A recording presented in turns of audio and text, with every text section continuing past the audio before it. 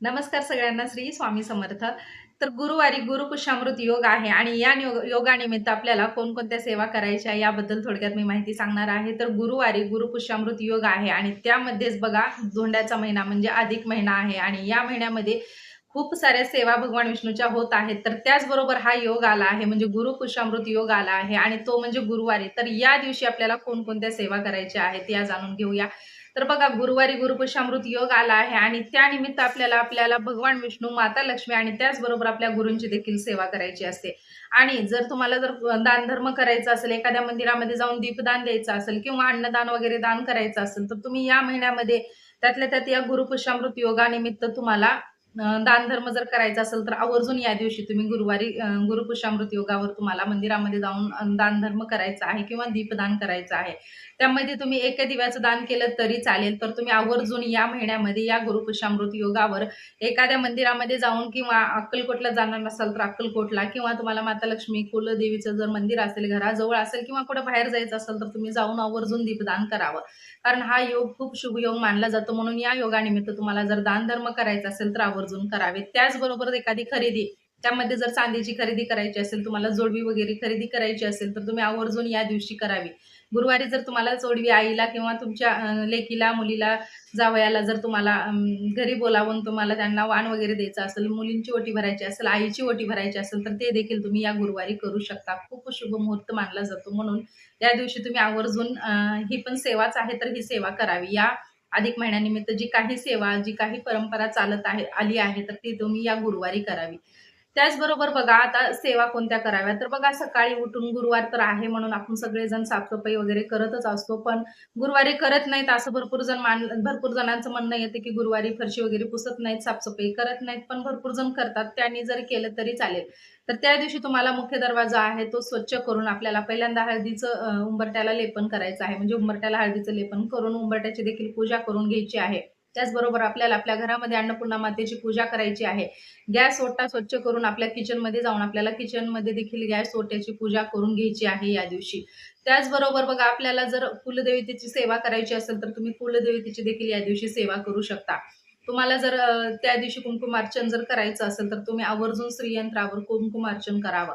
त्याचबरोबर भगवान विष्णूंची सेवा. आता भगवान विष्णूंची सेवा करताना या दिवशी तुम्हाला आवर्जून भगवान विष्णूच्या मूर्तीवर म्हणजे बाळकृष्णाच्या मूर्तीवर आता भगवान विष्णूची मूर्ती भरपूर जण असे आहेत की त्यांच्याकडे नसते, तर त्यांनी बाळकृष्णाच्या मूर्तीवर अभिषेक आवर्जून करावा.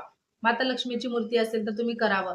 त्याचबरोबर बघा तुम्हाला बाळकृष्णाची, भगवान विष्णूची, माता लक्ष्मीची मूर्ती असेल तर तुम्ही अभिषेक करावा. त्याचबरोबर तुम्हाला विष्णू सहस्त्रनाम स्तोत्राचं देखील या दिवशी दिवसभरात तुम्ही कधीही करू शकता. तर तुम्हाला एक वेळेस का होईना या दिवसामध्ये तुम्हाला पठण करायचं आहे. तर ही सेवा तुम्हाला या गुरुपुष्यामृत योगावर करायची आहे. त्याचबरोबर व्यंकटेश स्तोत्राचं देखील तुम्हाला पठण करायचं आहे. आणि हे सगळी सेवा करत करत तुम्हाला श्री सूक्तमचं देखील पठण करायचं आहे. त्याचबरोबर तुम्हाला ओम नमो भगवते वासुदेवाय नमः किंवा गायत्री मंत्र माता लक्ष्मीला प्रसन्न करण्यासाठी गायत्री मंत्र, विष्णू मंत्र या तुम्हाला सेवा या दिवसावर करायच्या आहेत. त्याचबरोबर आपल्याला आपल्या गुरूंची देखील सेवा करायची आहे. महाराजांचं तुम्हाला नामस्मरण करायचं आहे किंवा अभिषेक गुरुवारी आवर्जून महाराजांच्या मूर्तीवर अभिषेक करा.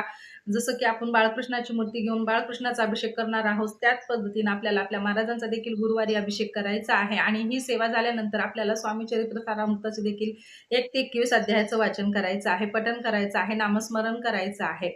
त्याचबरोबर बघा 24 वातीची जी सेवा आहे, तुम्हाला सगळ्यांना माहिती आहे की गुरुपुष्यामृत योगावर आपल्याला 24 वातीची सेवा करायची असते. भरपूर जणांनी मागं गुरुपुष्यामृत योग आला त्यावेळेस केली आहे. पण असे पण भरपूर जण आहेत, की त्यांना काही ना काही अडचणी आल्यामुळे ही सेवा झाली नाही. तर तुम्ही आवर्जून या गुरुपुष्यामृत योगावर ही सेवा करू शकता. तुम्हाला 24 वातीची जी सेवा आहे, 24 फुलवातीची, तर ते तुम्ही आवर्जून करावी. आता 24 फुलवातीची जी सेवा आहे, ती कशी करावी? तर बघा 24 फुलवाती ज्या आहेत, तर त्या तुम्हाला बनवून घ्यायच्या आहेत किंवा विकत पण भेटतात, तर त्या आणायच्या आहेत. त्यानंतर तुम्हाला संकल्पयुक्त जर सेवा करायची असेल, तर तुम्ही संकल्प करू शकता. आता पहिल्या दिवशी तुम्हाला म्हणजे गुरुवारी संकल्प करायचा आहे. तर या दिवसापासून पुढले 24 दिवस तुम्हाला सेवा करायची आहे. तर ही संकल्पयुक्त सेवा केल्याने देखील याचे अनुभव खूप मोठे येतात आणि तुमच्या ज्या काही इच्छा आहेत, त्या पूर्ण होण्यास मदत होते. म्हणून आवर्जून संकल्पयुक्त ही सेवा करावी. तर आता संकल्प कसा करावा? तर पहिल्या दिवशी तुम्हाला सकाळी देवपूजा वगैरे आवरून झाल्यानंतर मग संकल्प करायचा आहे. आता संकल्प कसा कसा करावा हे प्रत्येकाला माहिती झालं आहे. तर तुम्ही हातामध्ये पाणी घ्या, फूल घ्या, गंधाक्षदा आणि हळदी कुंकू घ्या आणि त्यानंतर तुमचं नाव सांगा, गोत्र सांगा. गोत्र माहिती नसेल तर काश्यप गोत्र सांगा आणि त्यानंतर ते पाणी जे आहे ते हातामध्ये घेऊन तुम्हाला तुमची इच्छा काय आहे ते सांगायची आहे. इच्छा सांगितल्यानंतर तुमचं जे कार्य आहे म्हणजे तुमचे काही ही सेवा आहे तर हे पूर्ण होण्यासाठी महाराजांना विनंती करा, देवांना विनंती करा आणि त्यानंतरच मग हे पाणी जे आहे ते तुम्ही ताम्हणामध्ये सोडा. अशा पद्धतीने तुम्हाला संकल्प सोडायचा आहे. तर पहिल्या दिवशी तुम्हाला संकल्प करायचा आहे, नंतर 24 दिवस संकल्प करायचा नसतो. पहिल्याच दिवशी संकल्प करायचा असतो आणि त्यानंतर मग सेवेला सुरुवात करा. आता सेवेला सुरुवात कसं करावं? तर बघा, तुम्हाला ज्या दिवशी संकल्प करून सेवा करायची आहे, त्या दिवशी पहिल्या दिवशी संकल्प करा. त्यानंतर एक प्लेट घ्या, छोटं घ्या, पितळेचं घ्या किंवा स्टीलचं घेतलं तरी चालेल. छोटं प्लेट घ्या, त्यावर तुम्हाला पंती घ्यायची आहे किंवा मोठा जर दिवा असेल तुमच्याकडे, तर दिवा घ्या. पण दिव्याच्या ऐवजी तुम्ही पंती घेतली तरी अतिउत्तमच किंवा तुम्हाला छोटे-छोटे स्टीलचे जे दिवे आहेत, तर ते देखील तुम्ही 24 दिवे घेतले तरी चालेल. आता स्वस्त भेटतात स्टीलचे जे दिवे आहेत, आपण जे वाणामध्ये देतो बघा संक्रांतीच्या वेळेस, ते दिवे घेतले तरी चालेल. तर त्या दिव्याची देखील तुम्ही सेवा नंतर ते दानामध्ये आपल्याला एखाद्या मंदिरामध्ये द्यायची आहे. तर या पद्धतीने देखील तुमच्याकडून दीपदान होईल. म्हणून मी सांगते की तुम्ही छोटे दिवे घेतले तरी चालेल. तर आता बघा मी पंतीचं सांगते पहिल्यांदा. तर एका प्लेटामध्ये पंती घ्यायची आहे. त्यामध्ये तुम्हाला हळदी-कुंकू अक्षदा अर्पण करून त्यावर पंती ठेवायची आहे आणि त्यामध्ये तुम्हाला तेलाचा किंवा तुपाचे फुलवाती घ्यायची आहे. तुमच्या इच्छेनुसार तुम्हाला तेल वापरायचं असेल तेल घ्या, तूप असेल तर अतिउत्तमच, तुपाचं लावलं तरी छानच. तर पहिल्या दिवशी तुम्हाला एकच फुलवात घ्यायची आहे आणि त्याची सेवा करायची आहे. आता एक फुलवात घेऊन तुम्हाला पहिल्या दिवशी चढत्या क्रमाने सेवा करायची आहे. पहिल्या दिवसापासून 12 दिवसापर्यंत. म्हणजे 24 वातीची जी ही सेवा आहे, तर ही सेवा आपल्याला पहिल्यांदा चढता क्रम आणि नंतर उतरता क्रम या पद्धतीनेच करायची असते आणि या सेवेचे देखील भरपूर सारा अनुभव आहे. तुम्ही एक वेळेस करून बघा ही सेवा आणि संकल्पयुक्त सेवा आवर्जून करावी या पद्धतीने तुम्ही. तर पहिल्या दिवशी तुम्हाला पंती घ्यायची आहे आणि पंतीमध्ये तुम्हाला एक फुलवात घ्यायची आहे. त्यामध्ये तूप किंवा तेल टाकून तुम्हाला प्रज्वलित करायचं आहे. त्यानंतर दिव्याला म्हणजे पंतीला पण तुम्हाला दिव्याला किंवा पंतीला तुम्हाला हळदी, कुंकू, गंध, अक्षदा अर्पण करून फूल अर्पण करायचं आहे आणि त्यानंतर सेवेला सुरुवात करायची आहे. तर आता सेवा कोणती करावी?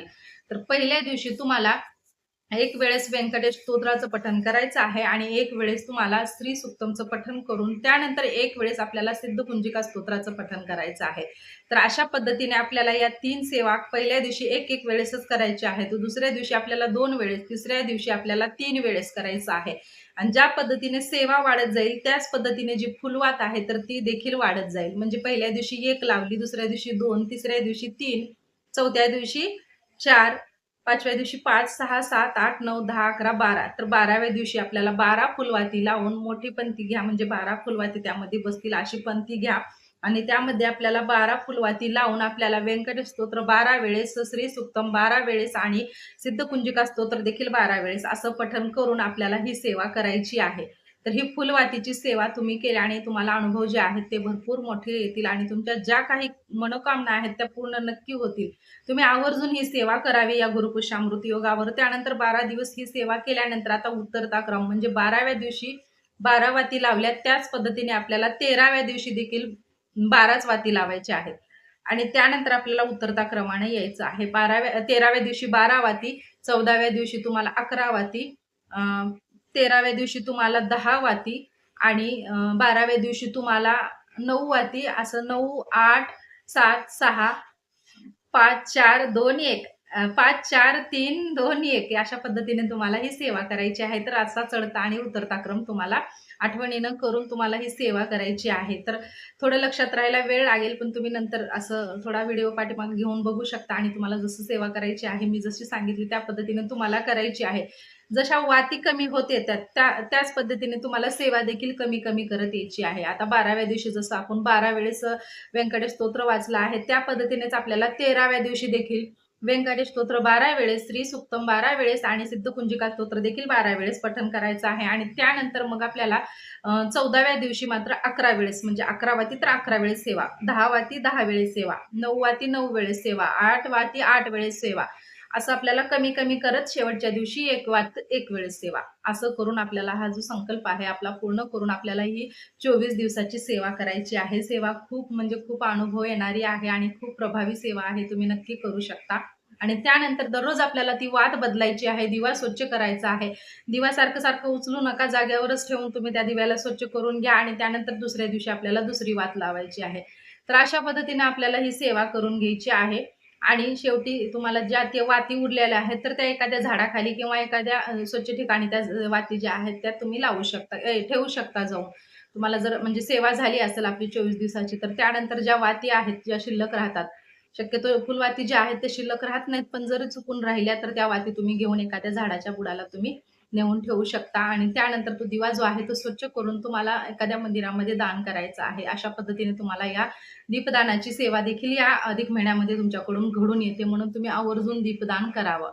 आणि या महिन्यामध्ये जर अखंड सेवा ज्या चालू आहेत, अखंड दीपदानाच्या, त्या देखील चालूच ठेवा. पण ही जर सेवा तुमच्याकडून जर झाली नसेल, तर तुम्हाला ही 24 फुलवातीची सेवा करायची आहे. तर एवढाच तुम्हाला आज माहिती सांगायची होती. आणि त्याचबरोबर बघा, जर तुम्हाला सत्यनारायण पूजन करायचे असेल, तर या गुरुवारपासून तुम्ही सत्यनारायण पूजनाला देखील सुरुवात करू शकता. किंवा तुम्हाला दर गुरुवारी जर सत्यनारायण पूजन करायचं असेल, तर या महिन्याचं जो काही काळ आहे, तर त्या कालावधीमध्ये तुम्हाला दर गुरुवारी जर सत्यनारायण पूजन करायचं असेल, तर तुम्ही ते देखील करू शकता. किंवा तुम्हाला संकल्प युक्त 5, 11, 21 सत्यनारायण करायचे असेल, तर उद्याच्या गुरुवारपासून तुम्ही सुरू करू शकता. 11 सत्यनारायणाचा संकल्प करा. तुम्ही 11 दिवस उद्याच्या गुरुवारापासून सेवेला सुरुवात करा. ही देखील सेवा अतिशय प्रभावी सेवा आहे. सत्यनारायण पूजन देखील भरपूर जण करत आहेत. पण तुम्हाला जर शक्य झालं नसेल काही कारणामुळं, तर तुम्ही ही सेवा करू शकता. किंवा तुम्हाला त्याच दिवशी फक्त सेवा करायची असेल, तर जसं पौर्णिमेला सत्यनारायण पूजन करतो, त्या पद्धतीनेच तुम्हाला सत्यनारायण पूजन करायचं आहे. तर एवढीच माहिती मला तुमच्यासोबत शेअर करायची होती. तर कसा व्हिडिओ वाटला नक्की कमेंट्समध्ये सांगा. चॅनलवर नवीन असाल तर चॅनलला सबस्क्राईब करा आणि माहिती कशी वाटली हे पण मला कमेंट्समध्ये सांगा. आणि आणखीन काय प्रश्न विचारायचे असतील, तर ते देखील तुम्ही मला न काही विचार करता मला प्रश्न विचारू शकता. तर कसा होता व्हिडिओ नक्की सांगा. चला, आवडला असेल तर लाईक करा, शेअर करा, कमेंट्स करून नक्की सांगा. धन्यवाद. श्री स्वामी समर्थ.